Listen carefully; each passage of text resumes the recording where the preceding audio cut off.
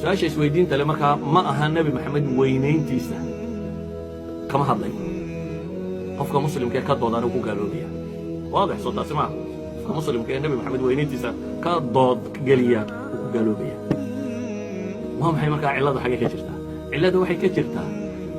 maalinta in la xusaamo tahay qaab loo weyneynayo isku wada fursanay inaan weyneyno laakiin qaababkii layna faray inaynu nabiga u weyneyno maalinta in la xusaamo ku jirta nabigu inoo ma sheegin isaguna ma xusin saxaabadii la joogtayna ma xusin taabiciintii ka dambaysana ma xusin madaahibta afarta culimada aynu ku naqaanayna ma xusin hada xaqiiqatan waa dambay muslimiinta bad ay la yimaado taariikhanada bad imaam al-Maghrizi fi kitaabihi suuq taqriirinayo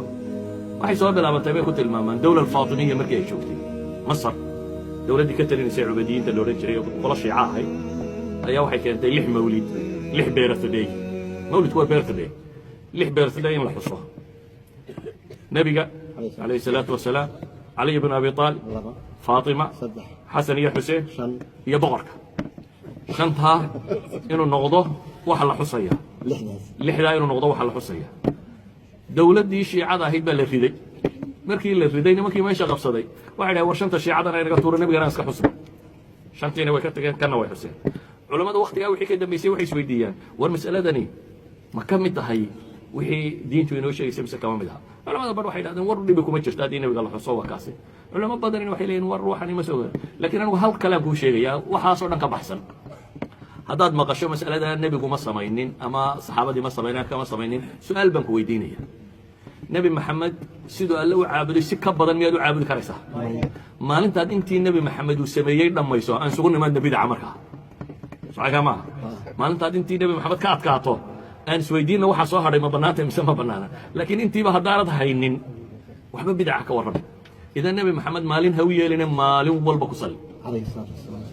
inaad sanadkii maalin sugto oo tidhaahdo maalintaasaan ku sallinaya maalinta tan dhan kale markaynu ka eegno ma la garanayaa maalintu exactly nabigu ku dhashay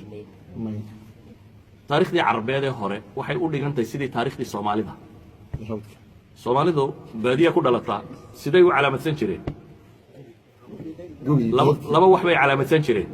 toddobaadka maalinta ka dhashaan way calaamadsan jireen waxaad maqlaysaa hebel siniin buu dhashay khamiis buu dhashay jimco dhashay axad buu dhashay taa Soomaalidu ma laha way calaamadsan jireen waxay kaloo calaamadsan jireen gugii ama dayrtii la dhashay wixii jiray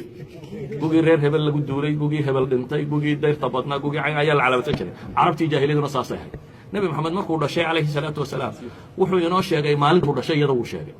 isniin baan dhashay buu yidhi isniintana wuu soomi jiray isniinta iyo khamiisana wuu soomi jiray marka wuu sheegay inuu isniin dhashay sanadkuu dhashay bishuu dhashay cid ma garanaysaa sanadkii waxa la yidhi sanadkii maroodigu maka ku soo duulay buu ku beegnaa marka waa sanadkii maroodiga marka taariikhda la raadinayo war sanadkaas aan ku kaga beegnay halkaas ku beegnay halkaas sanadkii maroodiga uu dhashay ayay culimadu yiraahdeen bisha ma la garanaya waxay yiraahdaan waxa loo filayaa inay tahay bisha Rabiicul Awwal maalintana isniinta Rabiicul Awwal qolo waxay yiraahdaan 12 ka ahayd taariikhyanada hadda jooga waxay leeyihiin marka dib loo baadho 12 ku isniinba maaha nabiguna wuxuu isniin ma dhashay Soomaaliya hadda dib u raacdo bay leeyihiin 12 isniin ma hayse la yeelaya ahad al-xufaad wuxuu leeyahay war 9 ka ahayd علماء كانوا حقبت السيدة مركا ما أنت لبيه طبعا هو أشهر الأقوال ووركا وقوع عنصن تاريخي هنا ضوي قرن لكن إكزاكت لينا هيد مالين تاسي حتى مالين لسكوا فقصي معه صددوا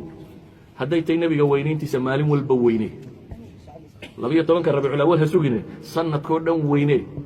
مالك كستكو صلي مالك كستو حادو السمين كرت النبي محمد عليه الصلاة والسلام صمين هديت هاي مالين تاسي مية دين تكو صاررتي واحد الله أمانة رجعوه